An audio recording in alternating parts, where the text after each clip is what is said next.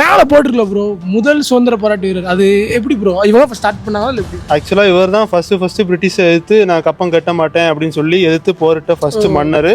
First ஜெயிச்ச மன்னர் இவர் தான் ப்ரோ. முதல் இந்திய போராட்ட வீரர் தாத்தா காத்தப்ப புலித்தேவர் கோட்டையில் போய் ஒரு வீடியோ போடுங்க ப்ரோ. ஓகேங்க, ஏன்னா முதல் போராட்ட வீரராக சொல்கிறீங்க. ஸோ வாங்க போய் பார்த்துடலாம். பார்த்தீங்கன்னா வந்துட்டோம் இருக்குல்ல.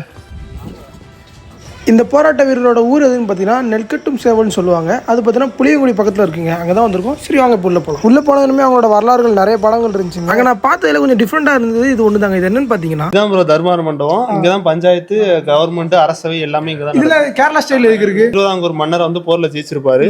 தலைமையை மட்டும் ஏற்றுக்குங்கன்னு சொல்லியிருப்பாரு. நீங்களே மன்னராக இருந்துக்குன்னு சொல்லியிருப்பாரு. அதுக்காண்டி பரிசா கொடுத்துருப்பாரு. கேரளாந்து அங்கேருந்து ஒன்று. இவர் வேற யாரும் இல்லை, இவர் தான் வந்து புலித்தேவருக்கு வந்து பேர நம்ம ஃப்ரெண்டு தான் இவர்.